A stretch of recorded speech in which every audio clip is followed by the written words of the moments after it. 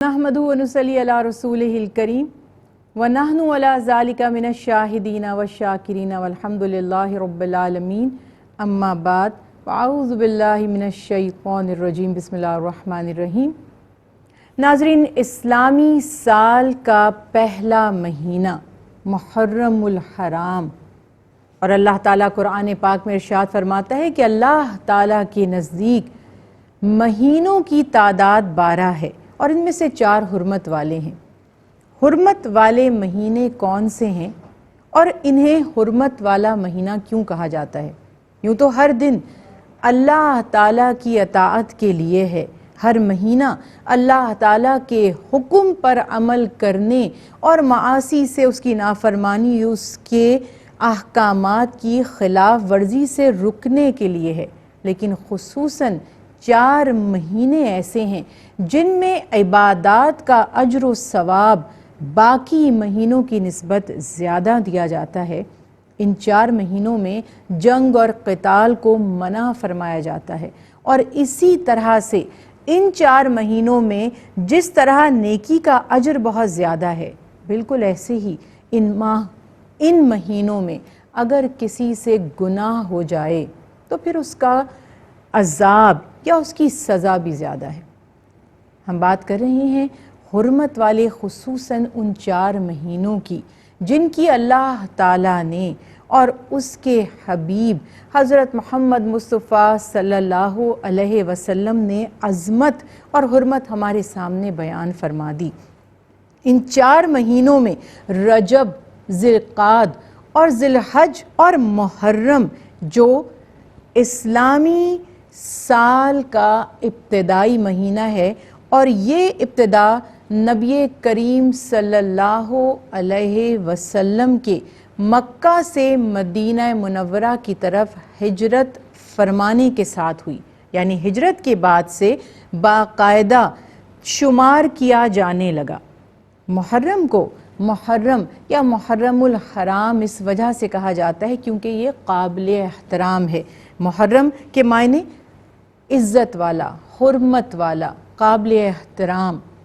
نبی کریم صلی اللہ علیہ وسلم نے اس ماہ کے فضائل میں، اور خصوصاً اس ماہ کی ایک تاریخ ہے جس سے ہر مسلمان بخوبی واقف ہے، 10 محرم، جس کو ہم عاشورہ بھی کہتے ہیں۔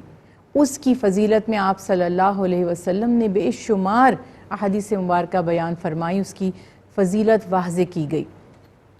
اس مہینے میں کفار بھی، یعنی وہ لوگ جو اللہ پر ایمان نہیں رکھتے، وہ بھی جنگ و جدال سے بچا کرتے تھے، اس سے دور رہا کرتے تھے، اس ماہ کا احترام کیا کرتے تھے۔ آپ صلی اللہ علیہ وسلم کی تعلیمات سے یہ بات واضح ہوتی ہے کہ اس ماہ کی 10 تاریخ کو، یعنی یوم عاشورہ کو، بے شمار خاص واقعات پیش آئے۔ نبی کریم صلی اللہ علیہ وسلم کی تعلیمات کی روشنی میں، تاریخ کی روشنی میں ہم چند نکات کا بیان کرتے ہیں۔ مثلاً فرعون اور اس کے لشکر کو یوم عاشورہ میں غرق کیا گیا۔ حضرت آدم علیہ السلام کی توبہ عاشورہ کے دن قبول ہوئی۔ حضرت یونس علیہ السلام کی قوم کی توبہ عاشورہ کے دن قبول ہوئی۔ حضرت نوح علیہ السلام کی کشتی جو طوفان نوح کے وقت روانہ ہوئی تھی، سفر کرتے کرتے آخر عاشورہ کے دن مقام جودی پر جا کر ٹھہر گئی۔ حضرت نوح علیہ السلام جب اس کشتی سے اترے تو شکرانے کے طور پر انہوں نے روزہ بھی رکھا، اور اپنی قوم کو، یعنی وہ افراد جو ان کے ساتھ تھے، انہیں بھی روزہ رکھنے کا حکم دیا۔ بنی اسرائیل کے لیے اللہ تعالیٰ نے دریا میں راستہ بنا دیا جب فرعون ان کا تعاقب کر رہا تھا۔ یہ بھی یوم عاشورہ کا واقعہ ہے۔ حضرت ابراہیم علیہ السلام کی پیدائش کا دن بھی یہی ہے۔ حضرت عیسیٰ علیہ السلام بھی یوم عاشورہ میں پیدا ہوئے۔ حضرت یوسف علیہ السلام کو یوم عاشورہ میں قید سے نکالا گیا۔ حضرت یونس علیہ السلام کے بارے میں یہ بیان کیا جاتا ہے کہ وہ بھی مچھلی کے پیٹ سے یوم عاشورہ میں نکلے، اور اس کی ایک روایت یہ بھی ہے کہ وہ ذی القعدہ کا مہینہ تھا۔ حضرت موسیٰ علیہ السلام کی پیدائش کا دن بھی یہی ہے۔ حضرت ابراہیم علیہ السلام کو جب نمرود نے آگ میں ڈالنے کی کوشش کی تو اللہ تعالیٰ نے یوم عاشورہ یعنی یہ 10 محرم کا دن تھا جب اس آگ کو گلزار بنا دیا اور حضرت ابراہیم علیہ السلام کو محفوظ رکھا۔ حضرت ایوب علیہ السلام کی جو تکلیف تھی، جو مرض تھا، جو دکھ تھا، اس کو بھی یوم عاشورہ پہ ختم کیا گیا۔ یعقوب علیہ السلام کی بینائی جو چلی گئی تھی یوم عاشورہ میں واپس آئی۔ حضرت یوسف علیہ السلام یوم عاشورہ ہی کنویں سے نکالے گئے۔ سلیمان علیہ السلام کو جو بادشاہت عطا کی گئی وہ بھی یوم عاشورہ کو دی گئی۔ اور حضرت موسیٰ علیہ السلام کا فرعون کے کہنے پر جو جادوگروں سے مقابلہ کروایا گیا تھا، یوم عاشورہ میں حضرت موسیٰ علیہ السلام کو ان جادوگروں پہ اللہ تعالیٰ نے فتح بھی نصیب فرمائی۔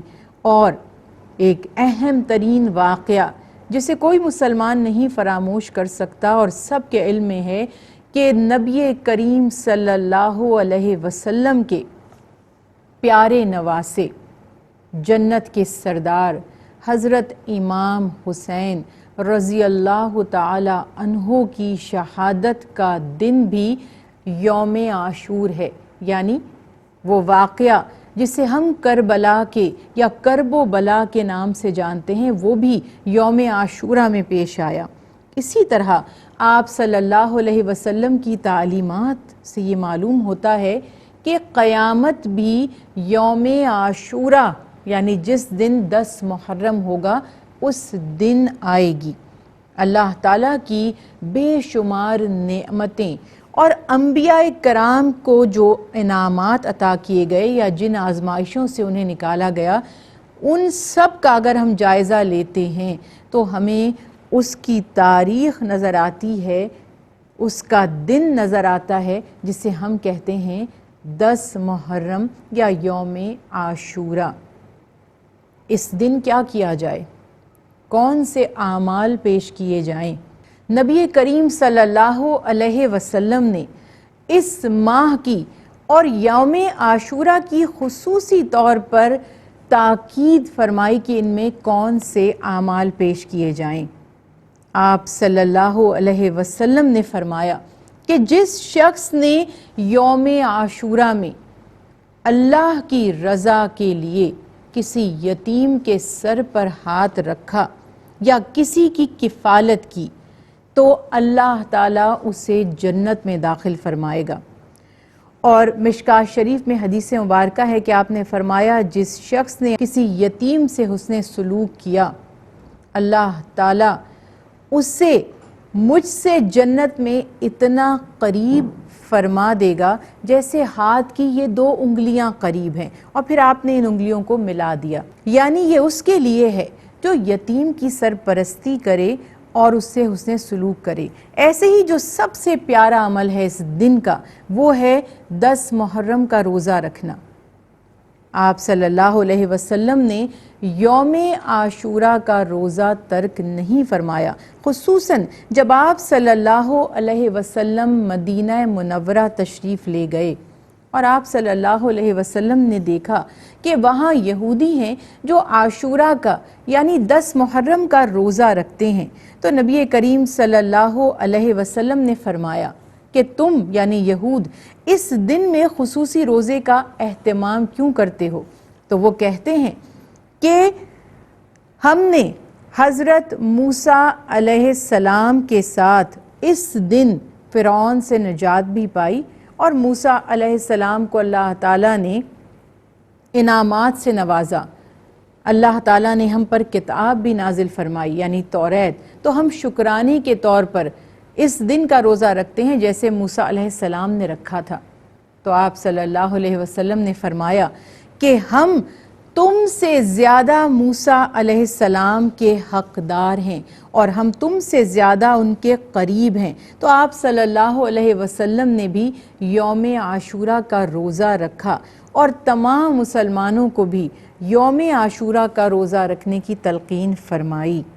اب یہ بھی خیال رکھا جاتا ہے کہ اگر ممکن ہو تو یوم عاشورہ کا یعنی 10 محرم کا روزہ رکھیں تو اس کے ساتھ 11 کا یا 9 محرم کا روزہ شامل کر لیں، اور اگر مجبوری ہو اور کوئی ایسا سبب ہو کہ ایک ہی روزہ رکھ سکتے ہیں تو یوم عاشورہ کا روزہ رکھ لینا بھی کافی ہے، کیونکہ نبی کریم صلی اللہ علیہ وسلم نے ہر سال مدینہ منورہ تشریف لانے کے بعد یوم عاشورہ کا روزہ رکھا، اور پھر ایک مرتبہ جب صحابہ کرام رضی اللہ علیہم اجمعین نے عرض کی کہ یا رسول اللہ صلی اللہ علیہ وسلم، یوم عاشورہ کا روزہ تو یہودی رکھتے ہیں، ہم چاہتے ہیں کہ ان سے کچھ الگ عمل کر لیں، تو آپ صلی اللہ علیہ وسلم مسکرائے اور فرمایا کہ اگلے سال اگر ہمیں موقع ملا تو ہم 2 روزے رکھ لیں گے۔